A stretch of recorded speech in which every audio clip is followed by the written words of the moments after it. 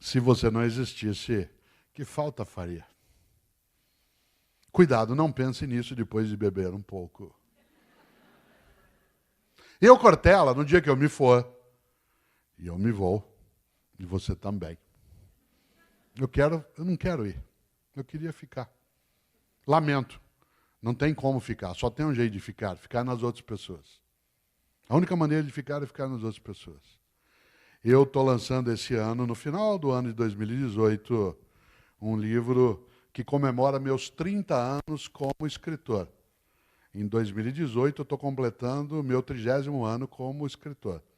E para isso sairá, em 2018, um livro chamado 30 anos de escritos, o melhor do Cortella.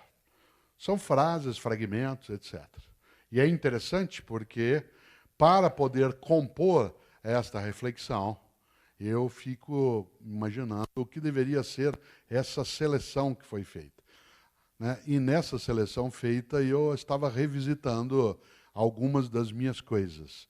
E uma das coisas mais marcantes era exatamente ao retomar o livro Viver em Paz para Morrer em Paz, pensar se de fato eu farei falta.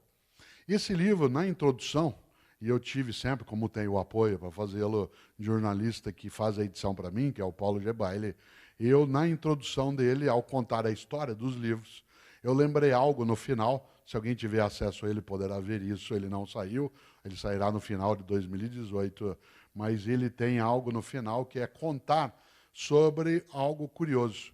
Quando eu autografo um livro, e eu faço sempre com alegria, quando eu autografo, escrevo meu nome, sempre eu sinto na minha mão a mão da dona Mercedes, que foi a professora que me alfabetizou em Londrina em 1960.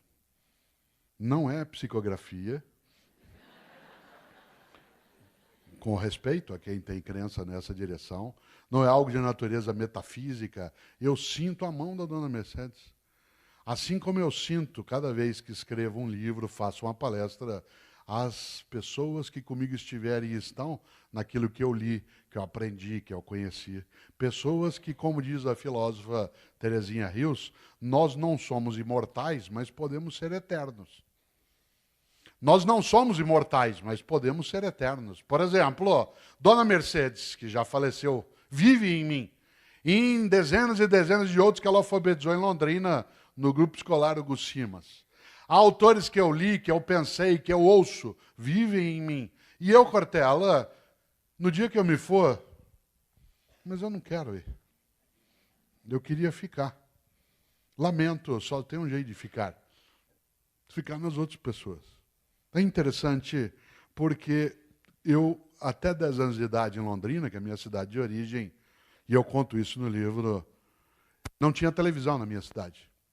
Não é que não tinha na minha casa, não havia TV na minha cidade. Por isso, o que eu fazia à noite, não tendo TV, eu ficava pensando. E uma das coisas que eu pensava era, no dia que eu morrer, qual vai ser o meu epitáfio? Isto é, o que eu quero escrever no meu túmulo? Aos 10 anos de idade, eu já tinha tendência à inutilidade filosófica.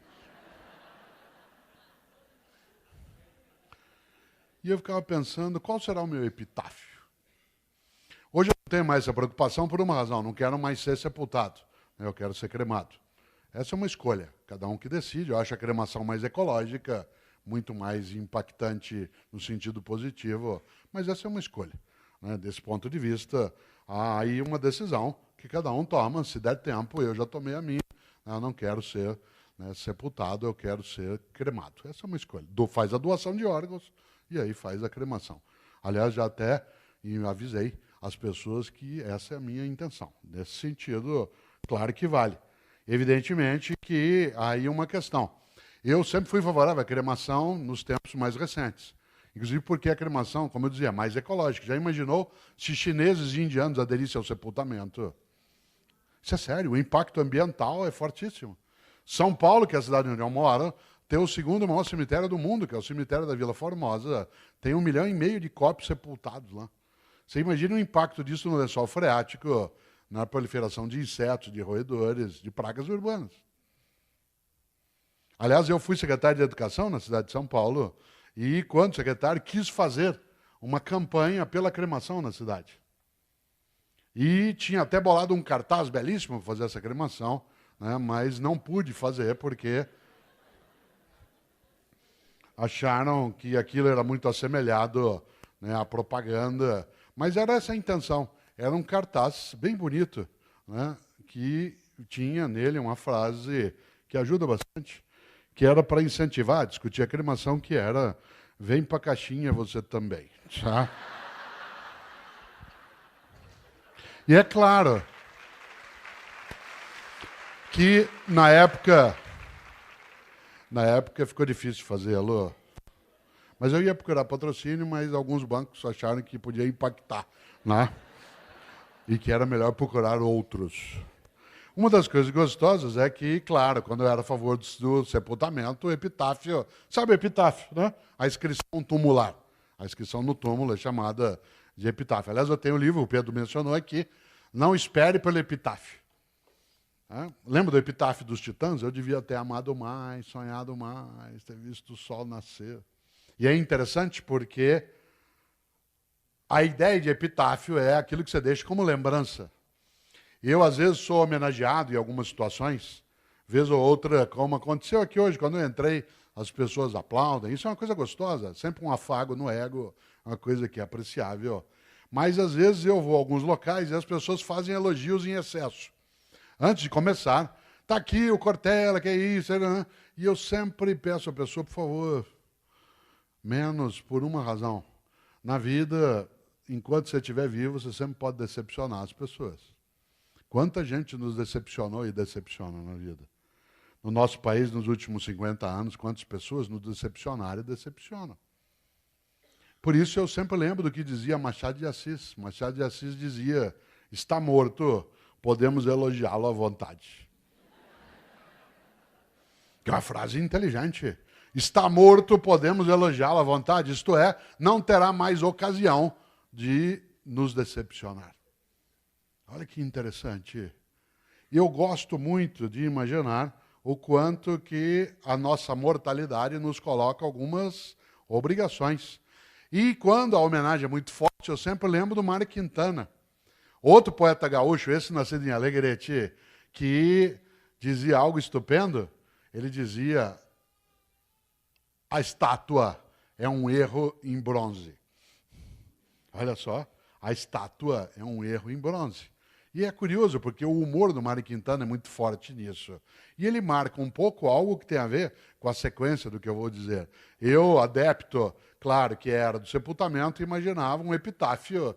E hoje, adepto da ideia de cremação, tem outra perspectiva. Aliás, uma coisa curiosa, sabem aqui algumas pessoas, especialmente as mais próximas da família, minha mãe Emília, que eu antes mencionei, ela nasceu no dia 5 de março. E eu também. Eu nasci no dia do aniversário dela. O que significa uma família organizada, com planejamento estratégico. Portanto, nós fazemos aniversário juntos.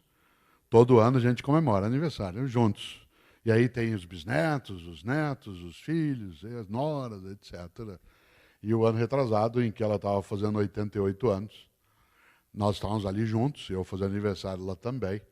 E é claro, do que você fala no aniversário, num almoço de aniversário? De vida, de idade e de fim. E uma hora eu disse: vocês não esqueçam que eu quero ser cremado. Ela, com 88 anos de idade, estava fazendo, falou assim: eu não vou deixar você ser cremado. Acho que é Highlander.